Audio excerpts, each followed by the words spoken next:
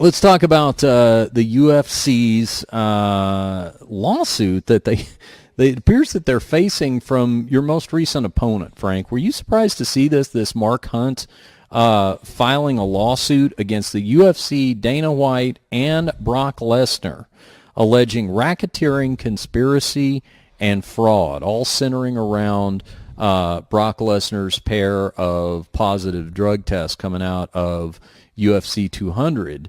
But as we now know, Lesnar was given an exemption from normal USADA testing and things like that. I mean, Hunt's been very vocal about this stuff, even to the point that in his most recent fight, he or proposed fight, the one that he's supposed to have coming up in March with Alistair Overeem, he wanted a clause in the contract that said he could get all of the purse if Alistair Overeem tested positive. And so now it's a very strange circumstance of an active fighter who's got a fight booked in a couple of months that I guess is going to be involved in simultaneous ongoing litigation with the UFC. What do you think? Yeah, no, had this happened before he was booked to fight Alistair, I don't think I would have been as surprised by it, but the fact that he has an active, bout agreement going and he's scheduled to fight, you would think that'd be very strange. Obviously there's a lot of wheels turning and a lot of gears and everything involved to help him out with this lawsuit. So in one sense, he was setting up a lawsuit, but then he takes a fight. I would think that would be stressful in itself to be trying to play both fields.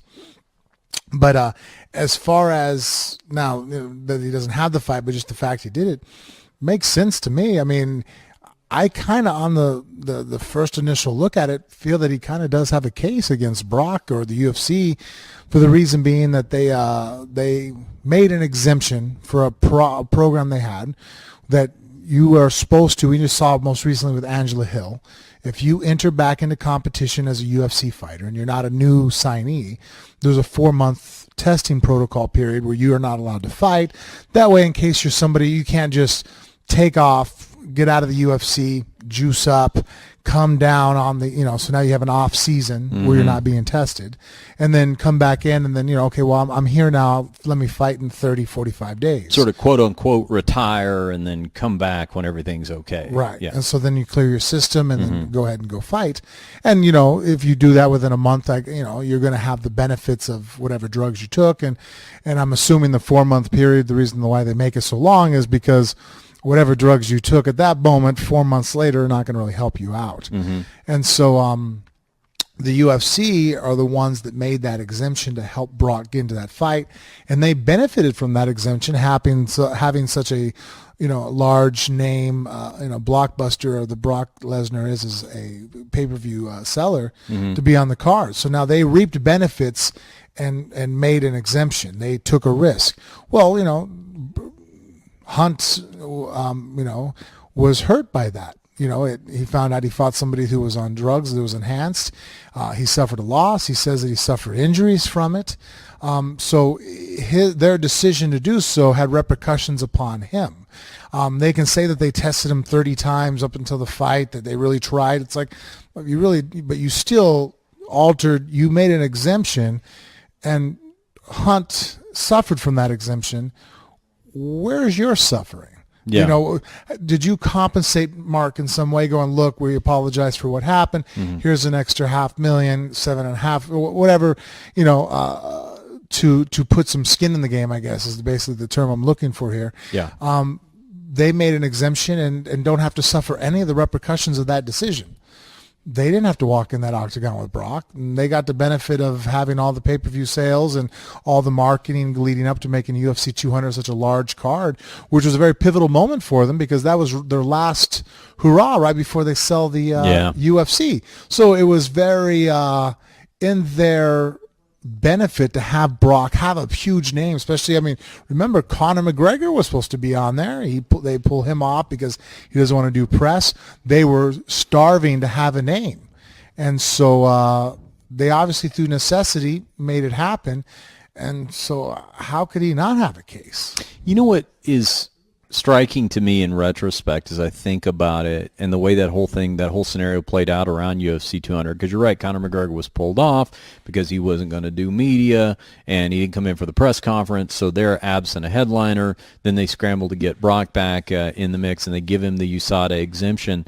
But, it seems like, especially given that they had spent so much money, such a huge financial investment on that USADA program, that they kind of undermined all that that exemption. It's kind of like if you... I think this also, too, is showcasing why they need to get rid of USADA. They're opening themselves up because the UFC now has brought in USADA. It's their contract with USADA. They work hand in hand. Jeff Nowinski works there inside Zuffa building. He's the representative that works back and forth with USADA, so if they just would have had this be a commission deal, they could dodge this all completely altogether. If it was only the Nevada Athletic Commission that had given exemption or tested, how could the UFC be on the hook at all right now through litigation? Yeah. They'd be completely bulletproof right now. It'd be like, well, we don't deal with that. That's Nevada Athletic Commission. They are the ones that do the testing. They're the ones that deal with this. And I'm a fan of that anyways, because they don't have in my opinion, a dog in the race, because they're there, the commission, they make money, the UFC comes in, they pay their licensing fees. Even if they fine you, they don't have a benefit. So their business structure is not based upon drug testing, whereas USADA is completely based upon drug testing. So I think it's a conflict of interest, in my opinion. So, and also too, just it makes it to where the UFC, where at first you think it's an extra layer, like, oh, we're bringing in other people, so now the commissions are testing. Well, no, now you just kind of put it on yourselves. You could have avoided this altogether and just kept it with the commissions who've been doing it for years and doing it fine. Does it bug you that you get mentioned on paper with this because of the circumstances? Like, you happen to be Mark Hunt's last opponent before Brock Lesnar, right? You've got the USADA suspension. Lesnar's got the USADA suspension.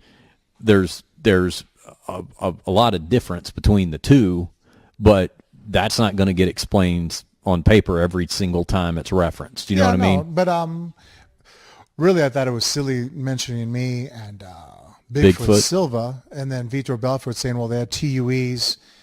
That wasn't the UFC that allowed us to have exemptions. That was the different athletic commissions. Yeah. So once again, I mean, that wasn't the brightest. Well, I don't know how smart the lawyers are. That to me was kind of a tree. Why bother barking up? It's like, guys, you're not going to win that battle. The commission's laid out a protocol. We all followed the rules. You signed the contract knowing that we were following those rules. How are you going to get into that afterwards? How are you going to sit there and go, well, I'm not happy that they did this? Like, well, you signed it. You know what I mean? Like, you knew what you were getting involved in, so what's the deal? Yeah. Whereas with the Brock thing, I could see how you could say, well, I didn't realize that, that he was going to have drugs in his system, and the door was open because you guys didn't have him testing for 4 months. Oh, yeah. No, I think once you really start breaking down the details, it's clear why. For example, Hunt's not mentioning the other fights. He's focusing on what happened at UFC 200 with Brock, as he should, because that arbitrary USADA exemption came into play. Right. I'm just saying it's tough. It's unfortunate because of the circumstances, his opponents are listed, and there's just kind of you get lumped in, I guess is what I'm saying. I realize that, but I don't have any hard grievance towards Mark. I feel that Mark's a very nice guy. I don't know how in depth intellectually he is. That didn't strike me as a real super deep thinker or anything. Just a nice guy, that general pleasant person. Yeah, I think and I don't know him either, but I just looking at it from a standpoint, I kind of get why. His main focus is not to be breaking down the differences and the nuances and the subtleties. And it really doesn't matter to him. I think it just adds a little bit to where he's trying to be the victim here a little bit, pointing out, well, had to fight this guy, that guy. But I mean, really, he could just focus. It's really where I think he has a case where it's like, you exempted someone out of the 4-month protocol period. Yeah. That's what allowed them to have these drugs in their system. Yeah. And that's what gave them an athletic advantage. Because I think the other thing people are looking at is that from what I've researched and looked at now, estrogen blockers, or the things that Lesnar was taking, are a post cycle type of drug set, meaning that you've been on drugs now for 10 weeks, 12 weeks, whatever your period of time is. Then when you come off of it, there's negative side effects from getting off of the drugs. So these drugs that Brock was taking are post-cycle type of drugs to help him regulate his body back into natural. So what that tells me is that Brock, why he wasn't under contract with the UFC, was obviously on drugs, real drugs that were making him big and strong and super lean. And then he signs a contract, obviously with enough time to get off those drugs. That's why they weren't in his system. But he got to have the benefit of all the strength and power that he had in his off season. So the whole reason why the 4-month testing protocol has been input is to avoid the benefit that Brock was able to reap, where he looked pretty strong and ripped to me. Do you think that if the UFC had seen this coming with Mark Hunt, that they would have matched him up against somebody besides Alistair Overeem? Because now that just looks all the worse. I mean, when you talk about you made a match with a guy who was already, I mean, I don't think he really telegraphed this lawsuit, but he had already been pretty vocal about being upset with circumstances coming out of the Lesnar fight. Then you pair him with a guy who has been so closely, who has tested positive in the past, way before USADA, and has had issues with that. It seems like that's a little bit of a, if they thought that it was really going to come to this, seems like you would have maybe wanted to pair him with somebody else just so you didn't create this added layer of a narrative. Yeah, I think it blindsided them too. I don't think they realized, or I don't know. I guess they didn't look at it, that deeply, and how it's going to be the court of public opinion. Well, and the UFC, they win a lot. I mean, really, who's gone up against the UFC and won? Well, and so, I mean, and that kind of creates a confidence to where you're like, who cares? Well, and I'm just thinking about because when you do go to court, you're going to be arguing this in front of people who are going to have a basic understanding, I guess, of what UFC is, or they'll have it explained to them, but it's not like they've been following the top 10 rankings for the last 5 years, probably on a jury. So it's going to be like, I mean, if you can imagine having this explained to you for the first time, and he's laying out his case, and then he's like, oh, and by the way, the guy that they got me fighting next, here's his history. I just think it'd be the kind of thing like a jury could look at and go, wow, that's their, but they can also say, then, did they force you to fight him? I mean, don't you have a decision? Isn't there a bout agreement where we come at you and say, hey, well, you want to fight so-and-so? And you say no. So I think that, it might initially look bad, but I think it's easily diffused. Be like, sir, he has the ability to choose who he wants to fight. We put up fights in front of him. He didn't have to choose Alistair Overeem. All right. Now, Hunt is saying that he took the fight with Overeem, despite everything that's happened. He took the fight because he needs to make money like everybody else, and that's understandable.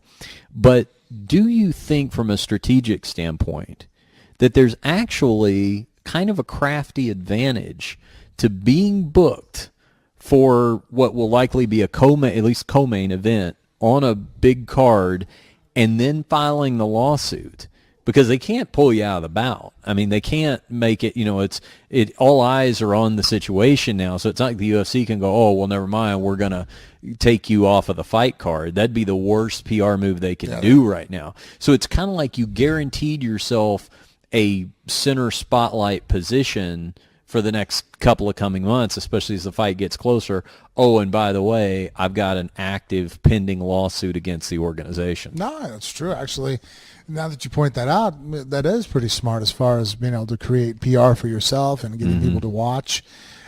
And also, too, it's going to stress the hell out of the UFC, because could you imagine if Alistair doesn't... No, I could not imagine. So, all right. Well, I think he has a good case with the whole, because the UFC did something, gave an exemption to allow him to step out of that testing pool.